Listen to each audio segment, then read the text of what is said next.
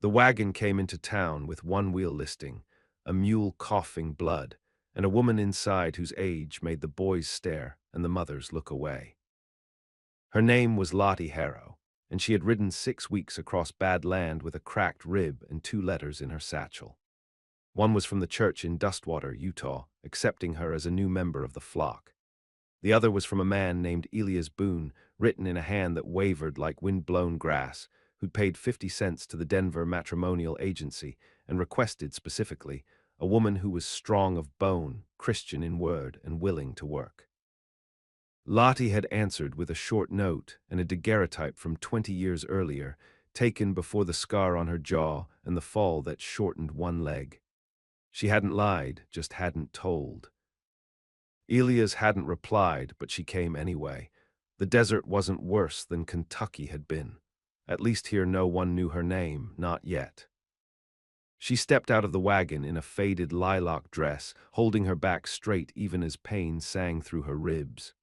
The hem was torn. Her boots had no soles. Her hair had gone gray early, but she wore it pinned with care.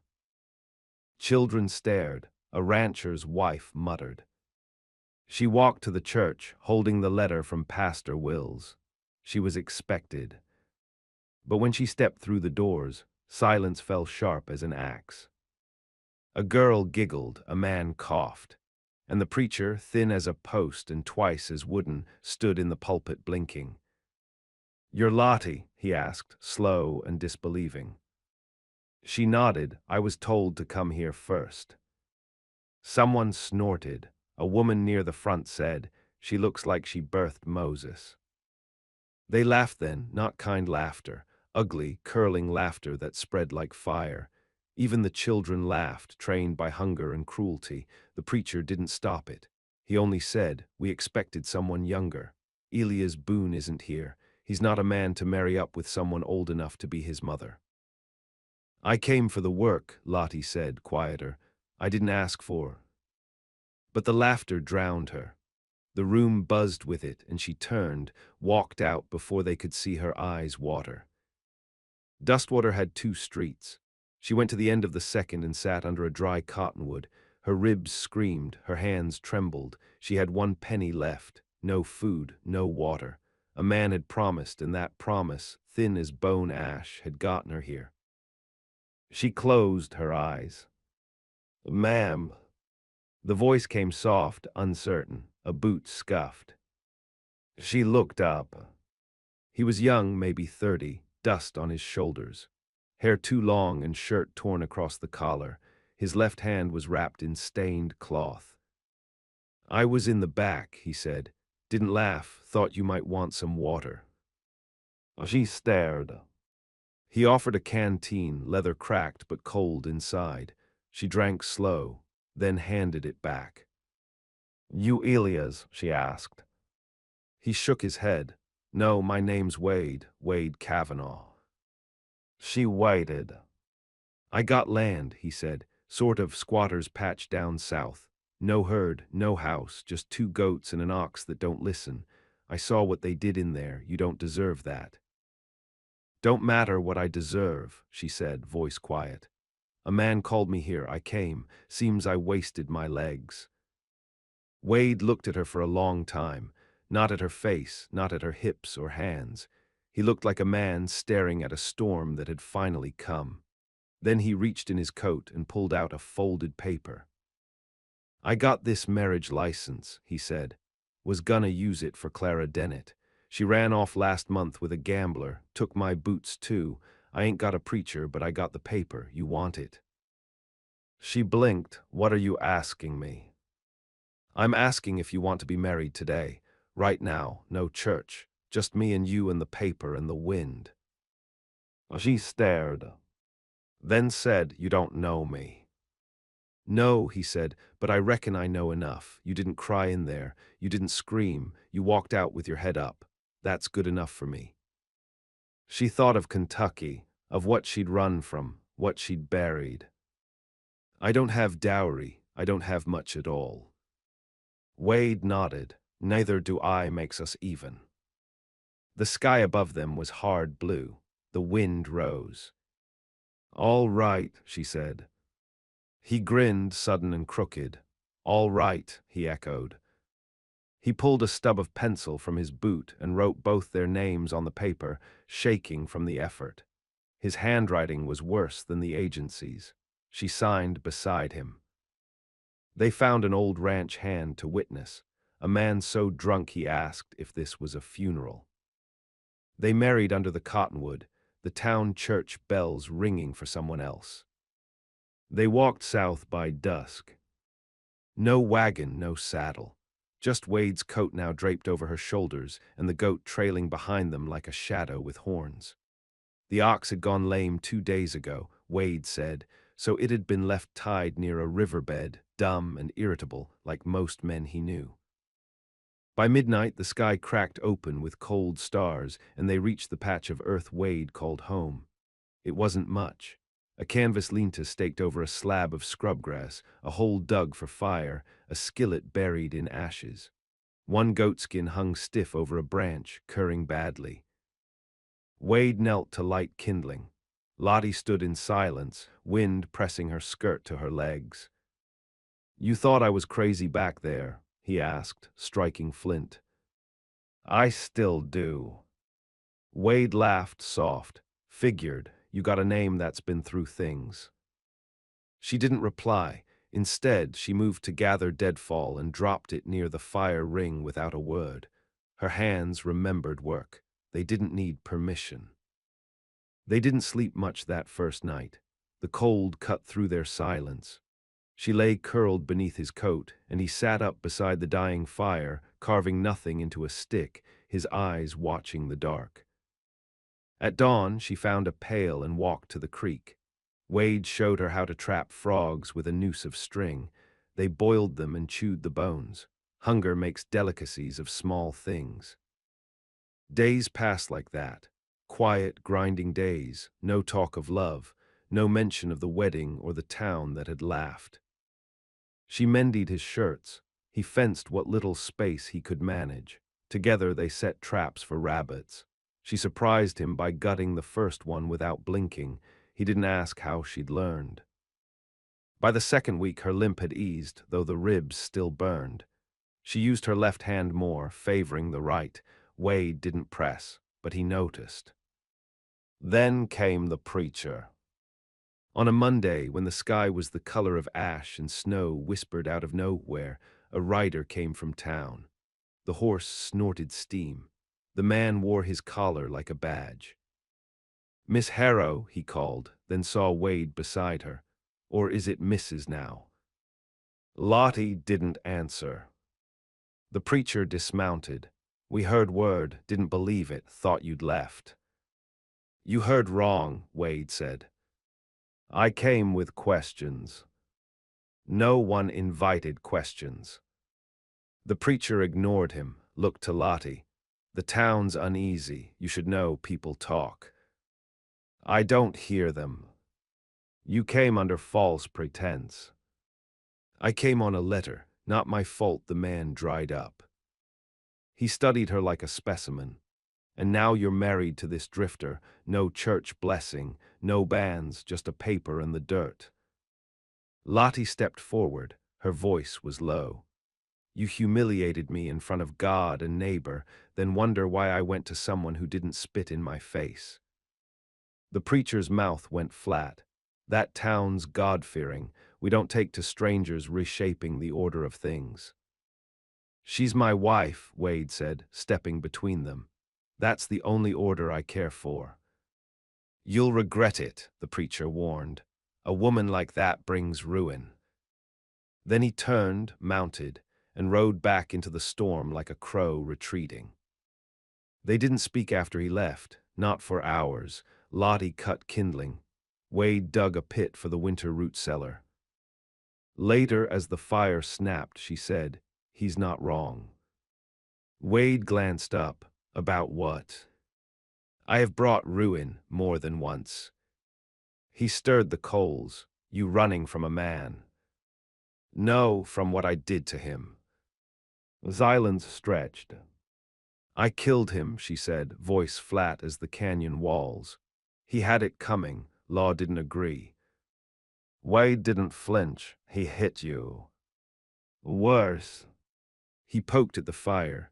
Law's got a blind side. I ain't the law. Still want me.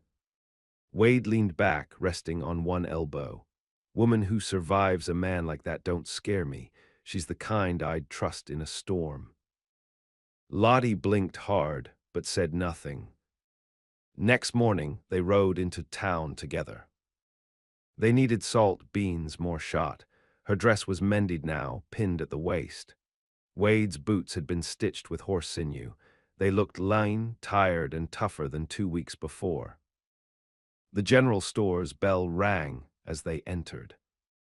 A hush fell. Mrs. Brantley, who had laughed hardest at the church, stared at Lottie as if seeing a ghost. Lottie walked to the counter, lifted her chin. Half-pound of salt, tin of beans, 6 shells. The clerk didn't speak. Wade stepped forward, laid down the coins. You deaf, Edgar? The clerk nodded once, began filling the sack. No one laughed. As they turned to leave, Lottie looked once at the mirror behind the counter. Her reflection stared back, scar running like a crack through porcelain, a hard face, a survivor's face. Outside, she said, they'll never forget the church. No, Wade said, but they'll remember who walked out of it. They left town before noon. By sundown, snow was falling thick. The wind howled against the lean-to, and Lottie worked to patch the canvas while Wade dug the goats in. Winter had come, the ground hardened, but the fire inside her had just begun to burn. By the 3rd winter month, they were down to flour dust and squirrel meat. The goats stopped giving milk. The ox vanished in a night storm, taking with it their last coil of rope. Wade found prints in the snow but followed them nowhere. A patch of blood, a drag mark, likely wolves. He didn't say it aloud. Lottie rationed what little remained.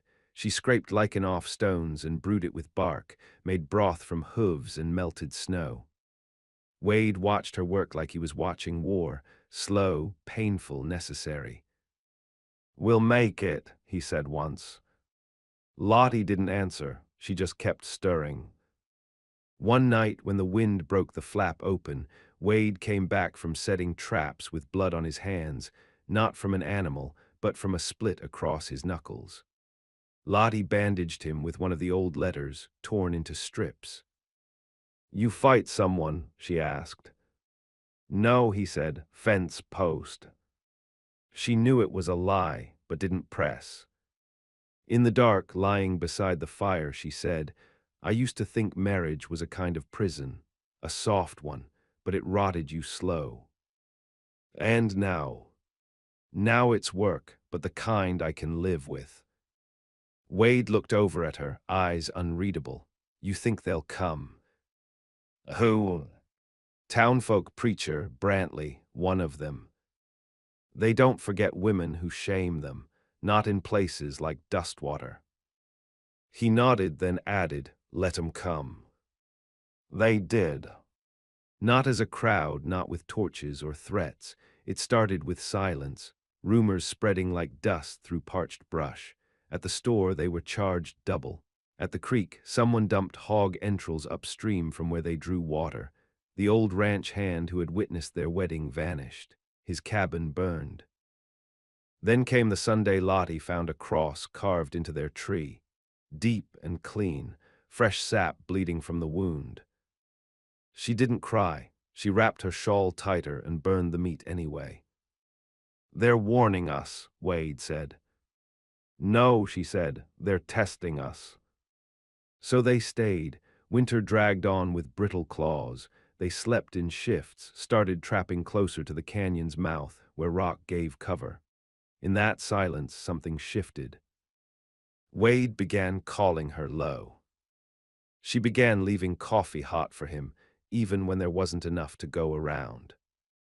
They didn't touch much, but when they did, his hand over hers as he passed the skinning knife, her head on his shoulder while they watched the wind bite the hills. It felt like something dug into the earth, steady and rooted. In February, the preacher returned.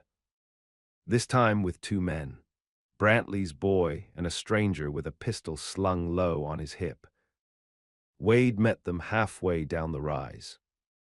"We've had enough of your pride," the preacher said. "This is our land," Wade replied. "You've made it so," the preacher spat. "But it don't belong to you, and she," his eyes cut past Wade, "she don't belong anywhere."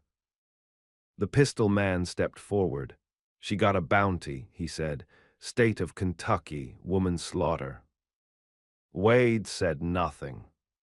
Lottie stepped from the doorway, wrapped in her wool shawl, holding the shotgun they kept loaded by the hearth. Her hair was tied back tight. Her eyes held no apology.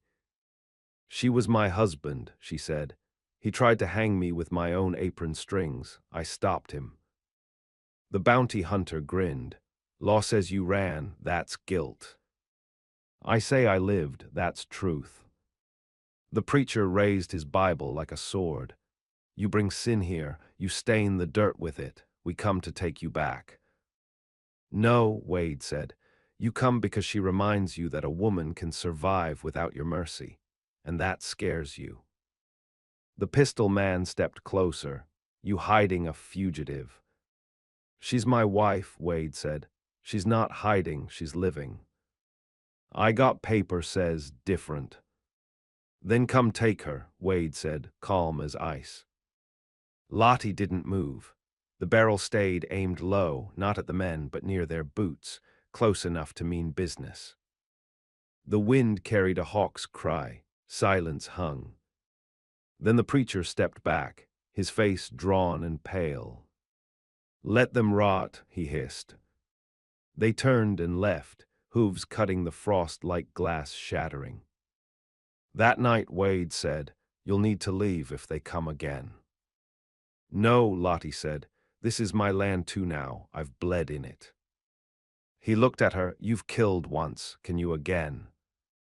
"I can kill for something, or someone. That's different." He stared into the fire. "Then we wait." And they did, through thaw, through silence, through the brief bloom of early spring, through a peace as thin as rawhide stretched to cracking. Until the storm finally came. They heard the horses first. Not like before, no scattered riders, no puffed breath and hesitant steps. This time it was thunder. 8, maybe 10, galloping hard, the kind of ride men do when they're sure of something. Wade looked up from the root cellar, dirt on his hands, shovel midair.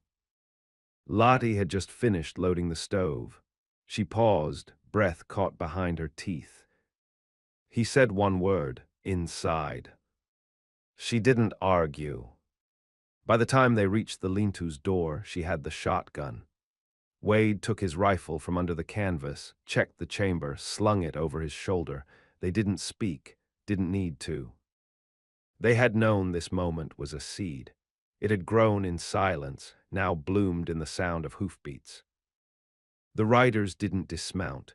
They lined up in a crescent along the ridge, just beyond the fence line Wade had spent a month hammering in. The preacher stood at the center, no longer with a book, now with a sidearm holstered neatly under his frock. To his right, the bounty hunter. To his left, Brantley's boy, older now, scar across one cheek, rifle low across his thigh.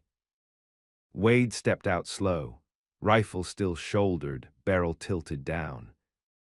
Lottie followed, no shawl this time. Just her work dress and the quiet of someone who'd bled before and didn't plan to run. The preacher raised his voice. "You've been warned." Wade nodded. "You've said that before." "We bring judgment now, last chance."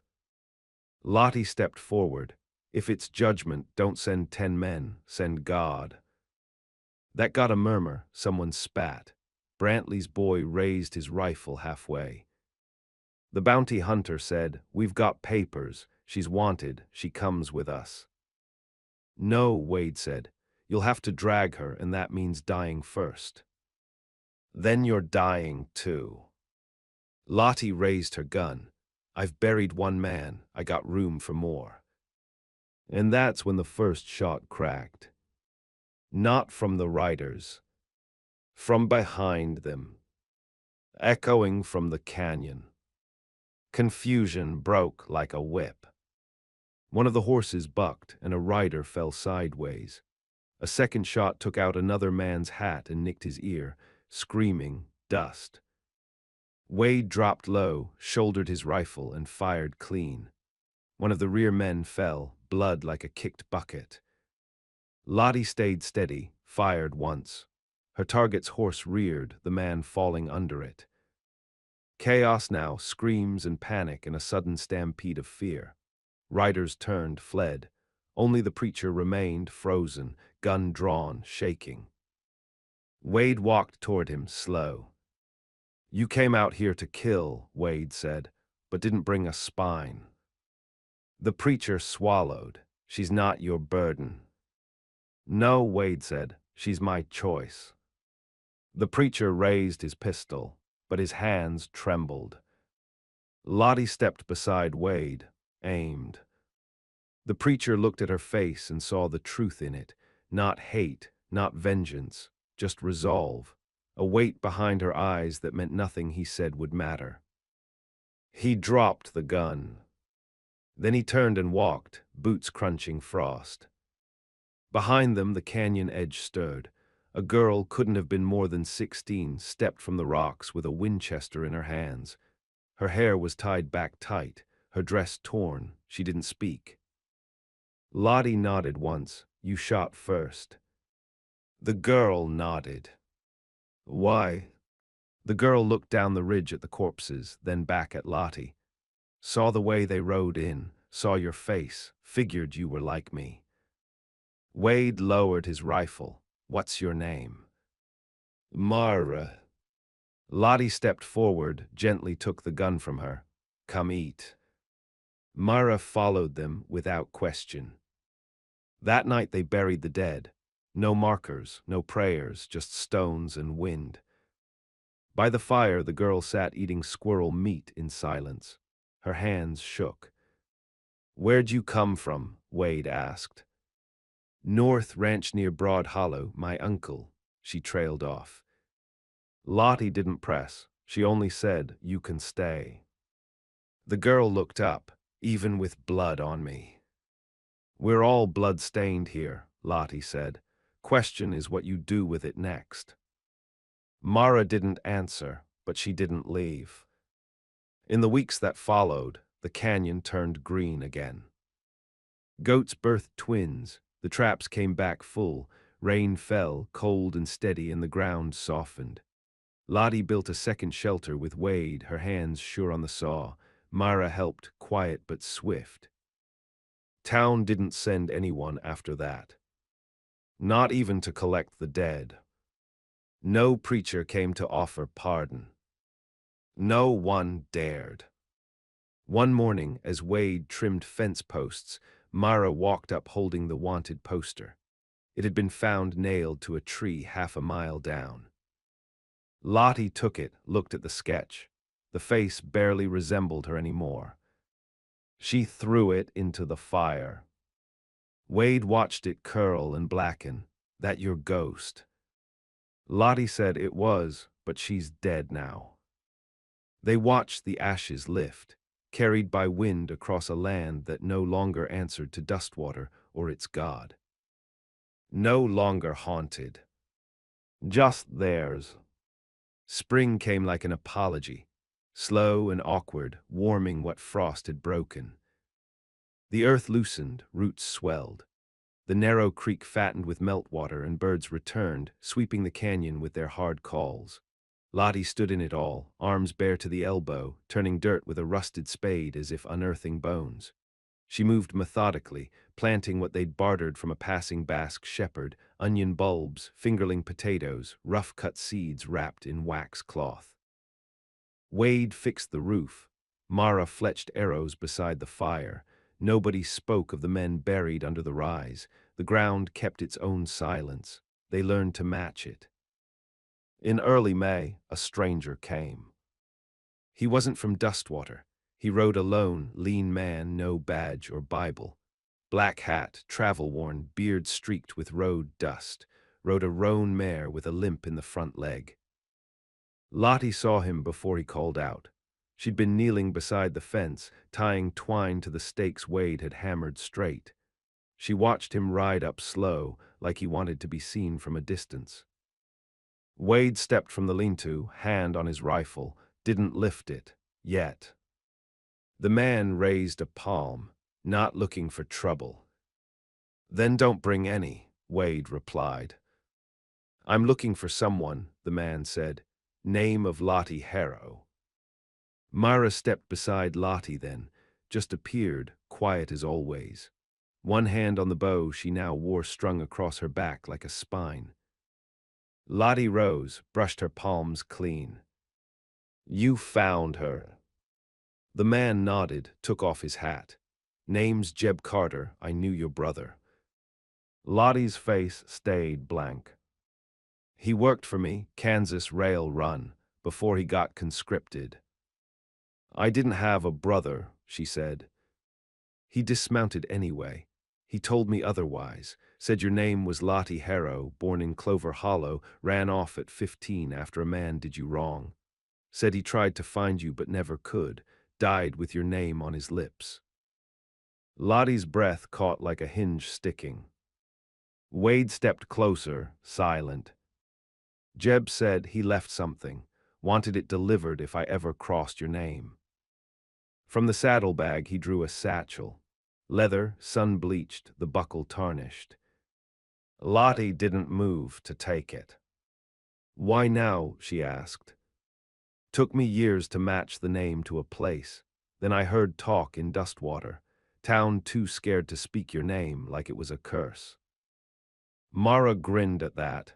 "It is." Jeb smiled, weary. "I ain't here to stir old ash, just passing a ghost along." He left the satchel at her feet, mounted again, and rode off without waiting for thanks. The mare limped slow into the canyon shadows until he was just another piece of the land. Inside the satchel, a small cross made of bent iron, a piece of blue ribbon, and a letter. Lottie read it alone, under the cottonwood tree where she'd first signed her name beside Wade's. It was short, written in scrawled ink, like the hand of a man always on the move. "I looked, Lottie, I swear I looked. If this finds you, I hope the world didn't break your back. I remember you as a wild little thing. I hope you stayed that way."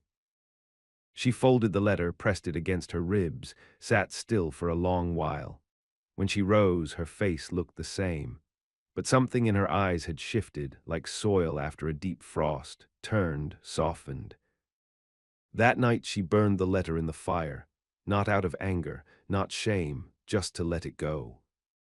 Weeks passed. They built a third shelter, Mara, though she didn't ask for it. She slept in it one night, then dragged her blanket back to Lottie's hearth without saying why. Lottie made no comment. Some people survive best with someone else's breathing near. In June, traders came. 3 wagons from the south, friendly enough. They brought tins of peaches, flour, new spools of thread. Wade swapped hides. Lottie bought a bolt of green calico, said nothing about it. But Mara caught her smoothing it in the moonlight, quiet, running her fingers over the pattern like she was remembering something that had never happened. Dustwater stayed silent.